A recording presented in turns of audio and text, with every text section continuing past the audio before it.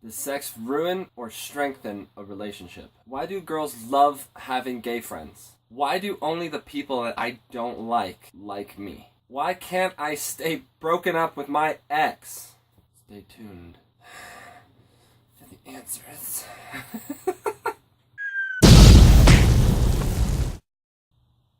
Welcome to the second part of my dating questions and answers video. If you missed the first video, the first 4 questions were: can boys and girls be just friends? Can boys and girls have friends of the opposite sex while dating someone? Does someone always have the upper hand in a relationship, and is it ever even?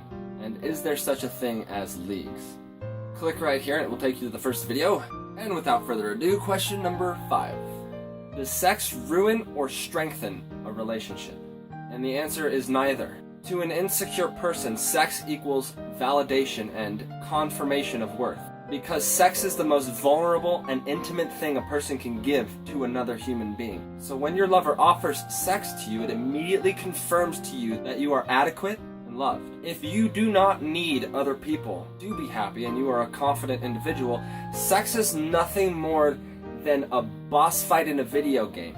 It's fun and it's challenging. And even if we have to go online to figure out what we're doing wrong, usually ends in victory. And even if we don't make it that far, we can always just pick it up in the morning.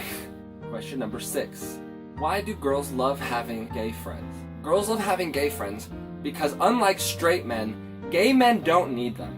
Gay men don't pursue them for sex, and because of this lack of need, it makes girls feel inadequate. Even though their intellectual mind knows full well that this person is not attracted to women, it is overridden by the feeling of inadequacy that this man does not want them. Many girls have the fantasy that they will turn their gay friends straight, though seldom does this fantasy actually come true.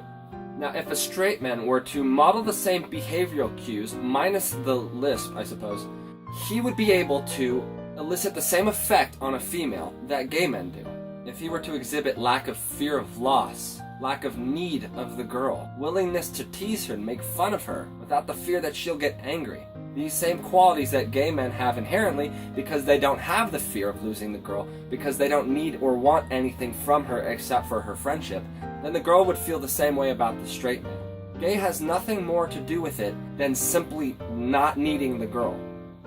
Question number 7. Why do only the people that I don't like me, and the people that I do like don't like me? What people fail to realize is that they give away a lot more than they think they do. Your body language, your tone of voice, all of these things are indications of your current level of confidence. If you're around a girl that you don't desire, you have no fear of losing her, and therefore you will be perceived as a much more confident human being.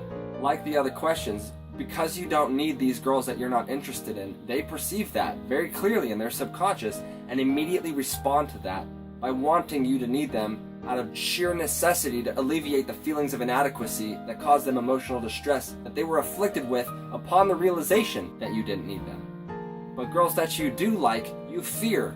You fear that they won't like you back, that you'll be rejected. You fear that you're not going to get what you're after, whether it be sex or acceptance or otherwise. And that fear is radiated automatically through every form of communication except for your words, and it is immediately picked up by everyone around you. If you showed the same lack of need for the girls that you like for the girls that you don't like, then you would be asking, why does everyone like me? Question number 8.